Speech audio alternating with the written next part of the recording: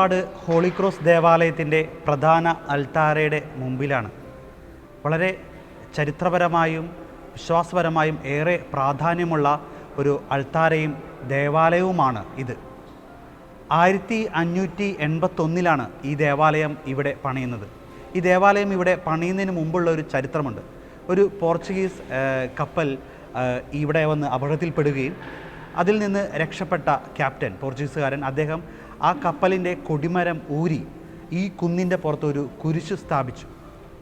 ആ കുരിശ് സ്ഥാപിച്ചെടുത്താണ് പിന്നീട് ഇവിടെ ദേവാലയം ഫാദർ ജോൺ ഡി സലനോവ എന്ന വൈദികനാണ് ആ കുരിശ് സ്ഥാപിച്ചെടുത്ത് 1581 ദേവാലയം പണിയുന്നത്. 1581 ഇതിന് കല്ലിടുകയും ഏകദേശം 25,000 കല്ലുകൾ ഉപയോഗിച്ചാണ് ഈ ഒരു ദേവാലയം അന്ന് നിർമ്മിച്ചത്. അന്ന് ആ ഒരു കൊടിമരം ഉപയോഗിച്ച് നിർമ്മിച്ച ആ ഒരു കുരിശ് ഇപ്പോഴും ഈ പ്രധാന അൾത്താരയിലെ ക്രൂശിത രൂപത്തിൻ്റെ തൊട്ടു പുറകിലായിട്ട് ഇന്നും ഉണ്ട്. വളരെ വലിയൊരു അത്ഭുതവും, ഒരുപാട് വിശ്വാസികൾ ഈ അൾത്താരയിൽ വന്ന് പ്രാർത്ഥിക്കുന്നു. കുരിശുമായി ബന്ധപ്പെട്ട് വളരെ വലിയൊരു അത്ഭുതമുണ്ട്. കാരണം അന്ന് സ്ഥാപിച്ച ആ കുരിശ് പിന്നീട് അത് വളരുന്നതായി കണ്ടു. അങ്ങനെ ആ കപ്പൽ അപകടത്തിൽപ്പെട്ട ആ ഒരു കപ്പിത്താൻ, ക്യാപ്റ്റൻ ആ കൊടിമരം ഉപയോഗിച്ച് കുരിശ് നിർമ്മിച്ചത് വളരുന്നതായിട്ട് കണ്ടു. പിന്നീട് ആളുകൾ വന്ന് അതിൽ നിന്ന് ആ ഒരു കുരിശിൻ്റെ ഭാഗം കട്ട് ചെയ്ത് എടുക്കാനായിട്ട് തുടങ്ങി. അങ്ങനെ അതിപ്പോൾ അത് വളരെ സംരക്ഷിച്ചു വെച്ചിരിക്കുകയാണ് ആ കുരിശ്. അത് ഈ ഒരു ദേവാലയത്തിൻ്റെ ഈ ക്രൂശിത രൂപത്തിൻ്റെ പുറകിൽ നമുക്ക് കാണാൻ സാധിക്കും. ഇവിടെയാണ് ആ കുരിശിൻ്റെ ഭാഗം. അതിപ്പോൾ അവർ പൂർണ്ണമായും മൂടിയിരിക്കുകയാണ്. കാരണം വിശ്വാസികൾ വന്ന് അത് ചുരണ്ടി കൊണ്ടുപോവുകയും കുരിശ് മുറിച്ചു കൊണ്ടുപോവുകയും ചെയ്യുന്നു. അത് വളരുന്നതായിട്ട് കണ്ടിരുന്നു. പക്ഷേ നിലവിൽ ഇപ്പോൾ ഈ കുരിശ് വളരുന്നില്ല. ഇപ്പോൾ നിങ്ങൾ മുകളിൽ കാണുന്നതാണ് ആ കുരിശിൻ്റെ ഉയർന്ന ഭാഗം. അതിപ്പോൾ മൈക്ക് ഉപയോഗിച്ച് അവർ പൂർണ്ണമായും ആ കുരിശ് പുറമെ കാണാൻ പറ്റാത്ത രീതിയിൽ സംരക്ഷിച്ചു വെച്ചിരിക്കുകയാണ്. പക്ഷേ ഇപ്പോഴും ഈ പ്രധാന അൾത്താരയുടെ കുരിശിൻ്റെ തൊട്ടു പുറകെ തന്നെ ആ കുരിശ് ഇവിടെ നിൽക്കുന്നുണ്ട്. ഒരുപാട് വിശ്വാസികൾ ഇവിടെ വന്ന് ആ കുരിശുമേ തൊട്ട് പ്രാർത്ഥിക്കുന്നു, വിശുദ്ധ കുരിശിൻ്റെ സംരക്ഷണം നേടുന്നു, അനുഗ്രഹങ്ങൾ നേടുന്നു.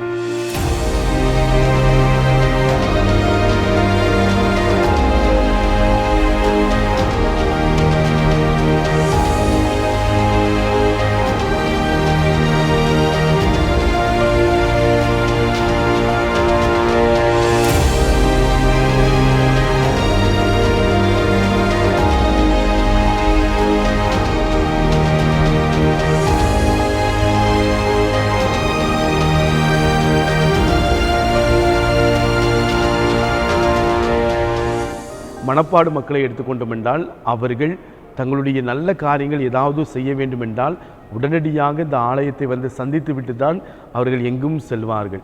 எந்த நல்ல காரியத்துக்கு செல்ல வேண்டும், திருமண காரியங்கள், முக்கியமான வீடு கட்டும் பணி என்றால் இங்கே வந்து ஜெபித்து விட்டு தான் செல்வார்கள். தினமும் காலையில் வந்து தியானம் செய்யக்கூடிய, தினமும் காலையில் வந்து ஜெபிக்கக்கூடிய மக்கள் இருக்கிறார்கள். ஒவ்வொரு நாளும் சந்திக்கின்ற மக்கள், குறிப்பாக வெளியூரிலிருந்து இந்துக்களும் சரி, கிறிஸ்தவர்களும் சரி, இஸ்லாமியர்களும் சரி, அதிகமாக ஒவ்வொரு நாளும் இங்கே கூடி வருகின்ற நிகழ்வு இருக்கும். எனவே இந்த இடத்திலே வந்து என்றுமே யாரும் இல்லாத சூழ்நிலை இருக்காது. எப்பொழுதும் இந்த ஆலயம் திறந்து வைக்கப்பட்டிருக்கின்றோம். 24 மணி நேரம் பார்ப்பதற்காக அங்கே இந்த நம்முடைய கதவிலே ஒரு துளை போடப்பட்டிருக்கிறது. அந்த துளையின் வழியாக நாம் 24 மணி நேரமும் ஆலயத்தினுடைய உள்பகுதியை எப்பொழுதும் பார்க்கலாம். எனவே வந்து வருகின்ற மக்கள் இந்த திருச்சிலுவைநாதருடைய இந்த உருவத்தை பார்க்காமல் சென்றுவிடக்கூடாது என்பதற்காக ஆலயத்திலே 2 துளைகள் வைக்கப்பட்டிருந்தது. பார்த்துவிட்டு செல்லலாம். இங்கே உள்ள மக்கள் ஜெபிக்கின்ற பொழுது எல்லாமே நன்றாக நடக்கும். எனவே நீங்களும் இந்த ஆலயத்தை பற்றி தெரிந்து வைத்திருக்கின்றீர்கள். இது பழமை வாய்ந்த ஆலயம், புதுமை நிறைந்த ஆலயம், பல மக்களும் ஒன்றுபட்டு ஜெபிக்கின்ற ஆலயம். குறிப்பாக கிறிஸ்தவர்கள் மட்டுமல்ல, இஸ்லாமியர்கள், இந்துக்கள் வந்து ஜெபிக்கின்ற ஆலயம். பக்கத்திலே கடற்கரை இருக்கின்றது. இங்கே கடற்கரையிலே பல மக்கள் வந்து அவர்கள் பயன்படுத்தி செல்வார்கள். சுற்றி பார்ப்பதற்கும் நன்றாக இருக்கும். ஒரு நாள் முழுமையாக நாம் இங்கே இருந்து அதிசயங்களை, அற்புதங்களை மட்டுமல்ல, நாம் இன்பமாக மகிழ்ச்சியாக இருப்பதற்கும் இந்த இடம் பயனுள்ளதற்கும். இங்கே ஒரு கலங்கரை விளக்கம் இருக்கின்றது. அதுவும் பழமை வாய்ந்தது தான். அந்த கலங்கரை விளக்கத்தையும் மக்கள் சென்று பார்க்கக்கூடிய அடிப்படையில் வைத்திருக்கின்றார்கள். அதே போல் இங்கே மணப்பாட்டிலே 2 ஆலயங்கள் புனித யாகப்பர் ஆலயம் இருக்கின்றது, புனித தூய ஆவியானவர் ஆலயம் இருக்கின்றது.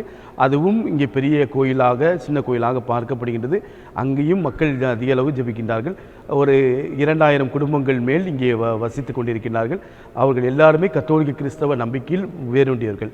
1600 கால்வினிசிய சிந்தனை வந்த பொழுது அவர்கள் இங்கே உள்ள குருக்களை மற்றொரு இடத்திற்கு விரட்டினார்கள். குருக்கள் இன்னொரு இடத்தில் பக்கத்தில் இருக்கிற அமராபுரத்தில் இருந்து கொண்டிருந்தார்கள். ஆனால் இந்த மக்கள் கத்தோலிக்க நம்பியை விடக்கூடாது என்பதற்காக ஒவ்வொரு நாளும் திருப்பலி பங்கெடுப்பதற்காக பக்கத்து ஊருக்கு நடந்து சென்றார்கள். ஆனால் குறிப்பிட்ட காலத்திலே கால்வினிசிய சிந்தனை அந்த டச்சுக்காரர்கள் இவர்களுடைய நம்பிக்கையை பார்த்து, கத்தோலிக்க நம்பிக்கையை பார்த்து, இந்த மக்களை நாம் எந்த விதத்திலும் கால்வினிசிய சிந்தனைக்கு கொண்டு வர முடியாது என்று சொல்லி மீண்டும் அவர்களைவே குருக்களை வரவழைத்து, நீங்கள் கிறிஸ்தவத்தை, நீங்கள் இங்கே கத்தோலிக்க கிறிஸ்தவத்திலே இருங்கள், கத்தோலிக்க கிறிஸ்தவத்தையே செய்யுங்கள், நாங்கள் வியாபாரத்தை பார்த்து கொள்கிறோம் என்று அந்த கத்தோலிக்க கிறிஸ்தவத்தை இன்னும் அதிகமாக வளர்ப்பதற்கு அந்த டச்சுக்காரர்களும் உதவியாக இருந்தார்கள். எனவே போர்த்துகீசியர்களால் தொடங்கப்பட்டாலும் டச்சுக்காரர்களும் அதுக்கு உதவியாக இருந்தார்கள். அந்த நம்பிக்கையில் தான் இங்கே உள்ள கிறிஸ்தவர்கள் இன்று வரை ஆழமான விசுவாசத்தோடு வைத்திருக்கின்றார்கள்.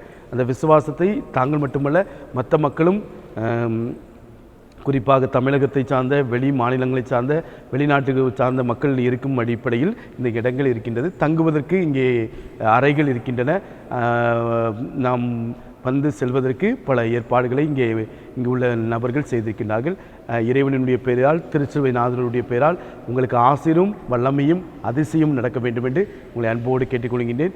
இங்கே திருச்சிலுவை நாதர் உங்களோடு இருப்பாராக. திருச்சிலுவையே எம் ஏக நம்பிக்கையே வாழ்க.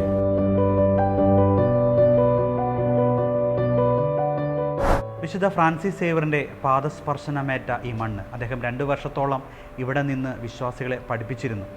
ആ മണ്ണിൽ ഇത്തരത്തിലൊരു ദേവാലയം ഉയരുമ്പോൾ അതിൻ്റെ പ്രാധാന്യം മനസ്സിലാക്കിക്കൊണ്ട് തന്നെ ഇത് പണിത ജോൺ ഡി സെലനോവ എന്ന അച്ഛൻ 1583 അദ്ദേഹത്തിനൊരാഗ്രഹം, അതായത് ഈശോ പീഡാനുഭവം സഹിച്ച് മരിച്ച ആ യഥാർത്ഥ കുരിശ്, ആ കുരിശിൻ്റെ ഒരു ഭാഗം ഈ ദേവാലയത്തിൽ കൊണ്ടുവന്ന് സ്ഥാപിക്കണമെന്ന്. അങ്ങനെ അദ്ദേഹത്തിൻ്റെ ആഗ്രഹത്തിൻ്റെ ഭാഗമായി അന്നത്തെ മാർപ്പാപ്പ ആയിരുന്ന ഗ്രിഗറി 3-ാമൻ പാപ്പ അത്തരത്തിൽ ഈശോയുടെ കുരിശിൻ്റെ യഥാർത്ഥ തിരുശേഷിപ്പ് ഇവിടേക്കായി കൊടുത്തുവിട്ടു. പക്ഷേ അത് ഗോവയിൽ വന്ന് അത് ഇവിടെ എത്തിയത് കൊച്ചിയിലാണ്. അങ്ങനെ കൊച്ചിയിലെത്തിയ ആ വിശുദ്ധ കുരിശിൻ്റെ ഭാഗം ആഘോഷപൂർവമാണ്, നടന്ന് ആഘോഷപൂർവം ആണ് ഈ ദേവാലയത്തിൽ കൊണ്ട് സ്ഥാപിച്ചിരിക്കുന്നത്. അത്തരത്തിൽ ഇത് ഇപ്പോൾ ഈ ദേവാലയത്തിലെ എല്ലാ മാസാദി വെള്ളിയാഴ്ചകളിലും ഈ കുരിശിൻ്റെ തിരുശേഷിപ്പ് എടുത്തുകൊണ്ടുവന്ന് ഇവിടെ വിശ്വാസികളെ ആശീർവദിക്കുന്നു. അതോടൊപ്പം തന്നെ ഒരുപാട് കേരളത്തിൽ നിന്ന്, നമ്മുടെ കൊച്ചിയിൽ നിന്നെല്ലാം ആഘോഷപൂർവ്വം ഈ ഒരു അൾത്താരയിലേക്ക് വിശുദ്ധ കുരിശ്, യേശുവിൻ്റെ യഥാർത്ഥ കുരിശ് എത്തിയതുകൊണ്ട് തന്നെ മലയാളികളായ ഒരുപാട് പേരൊക്കെ ഈ ദേവാലയത്തിലെത്തി ഈ ദിവസങ്ങളിലെല്ലാം വിശുദ്ധ കുരിശിൻ്റെ മാധ്യസ്ഥ്യം തേടി, അനുഗ്രഹം തേടി, തിരുസ്ലീവായുടെ അനുഗ്രഹം തേടി പ്രാർത്ഥിക്കുന്നു.